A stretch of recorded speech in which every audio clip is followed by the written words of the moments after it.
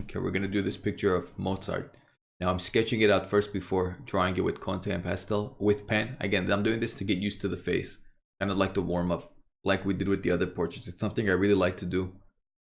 And when you complete a picture with pen, like I'm doing here without erasing, and if it looks relatively okay, then you have a lot of confidence. You know, like I did it with pen, and maybe we can now do it with the other mediums. And if you notice in the beginning, I used the stipple. I was stippling. That's because I wanted to be sure the proportions were in the right place before I made any definite marks. So it's kind of like a way to tread carefully, make sure things are in the appropriate positions. Then we can come back and make it darker. But if I went directly dark and I misplaced something, then the picture would not be good. But this way, if you misplace something, it's just a stipple and a dot here and there, and people can't really tell.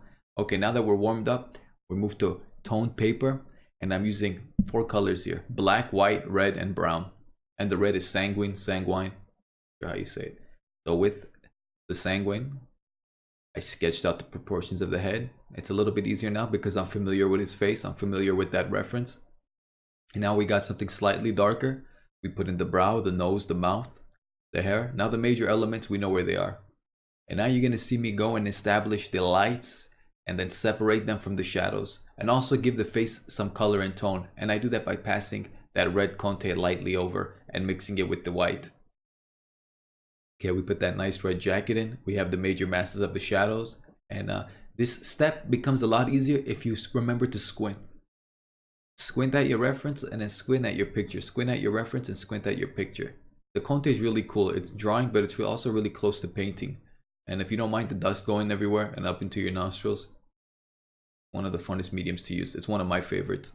And once I've established where the major light is going to be and the way it kind of progresses around the face, then I come over it, you see, and then I put the eye in.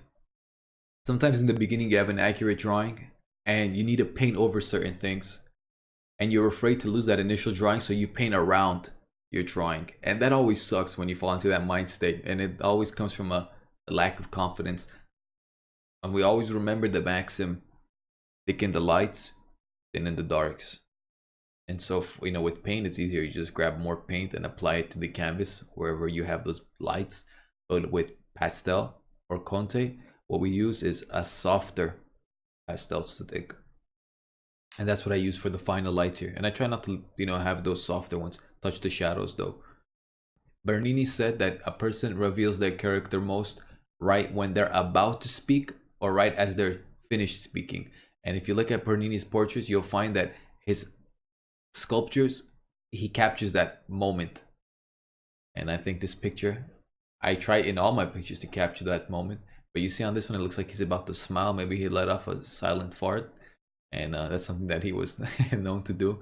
And I think it captures his personality a lot. It's almost like he's gonna, you know, because he had a very happy-go-lucky personality. He's kind of mischievous.